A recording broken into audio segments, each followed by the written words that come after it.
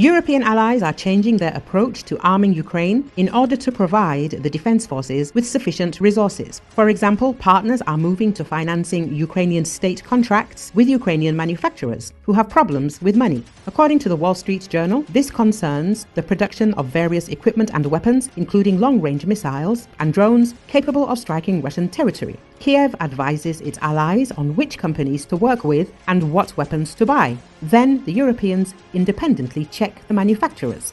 Ukraine will still rely on Western allies for advanced weapons such as Patriot interceptor missiles, but officials say the new approach will allow Kyiv to buy weapons faster and in greater quantities rather than waiting for European weapons to be produced. Ukraine can do this because its defense industry is operating far below its production capacity, by some estimates 30% of its potential, due to insufficient funding, the newspaper writes.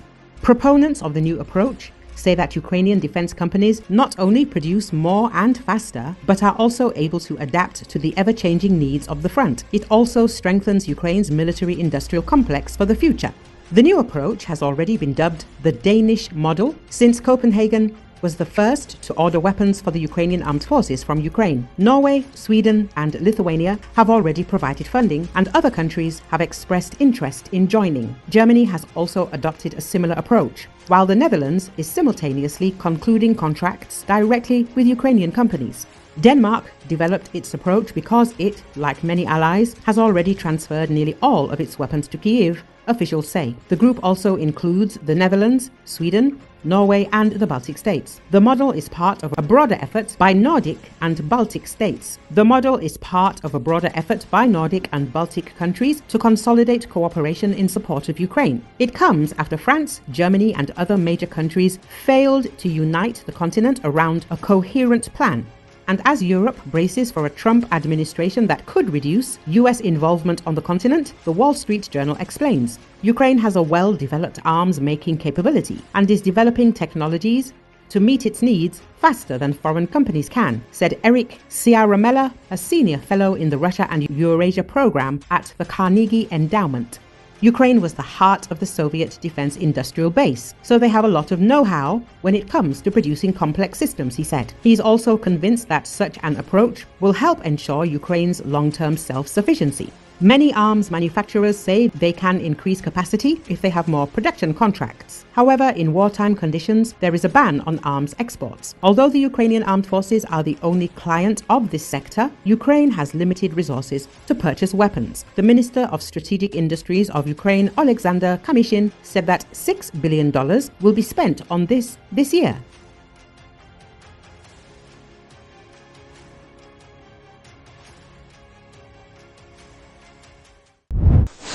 Jimmy, Array, Britannia, Oxford, Nomads, volunteer unit, instructors.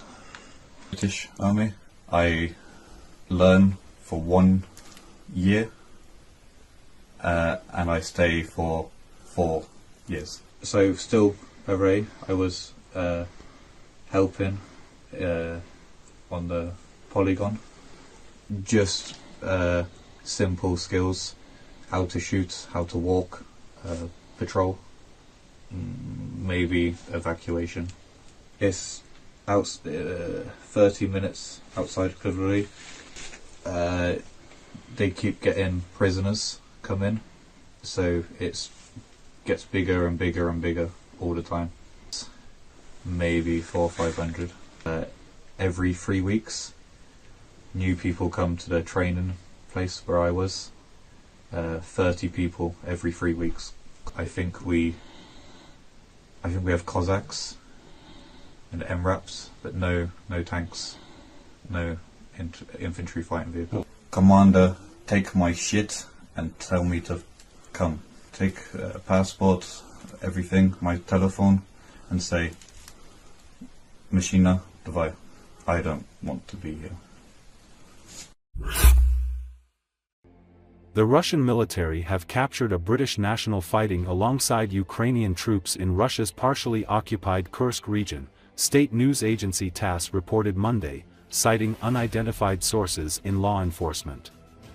The man was identified by TASS and other media as James Scott Rees-Anderson. TASS quoted him as saying that he had served as a signalman in the British Army for 4 years and then joined the International Legion of Ukraine, formed early on in Russia's nearly 3-year-old war against its neighbor. In Ukraine, Anderson reportedly served as an instructor for Ukrainian troops and was deployed to the Kursk region against his will. TASS published a video of the man saying in English that he doesn't want to be here. The report couldn't be independently verified, but if confirmed it could be one of the first publicly known case of a Western national captured on Russian soil while fighting for Ukraine. The UK embassy in Moscow said officials were supporting the family of a British man following reports of his detention, but provided no further details.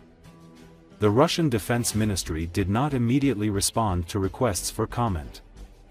The soldier's father, Scott Anderson, told Britain's Daily Mail newspaper that his son's Ukrainian commander had informed him that the young man had been captured.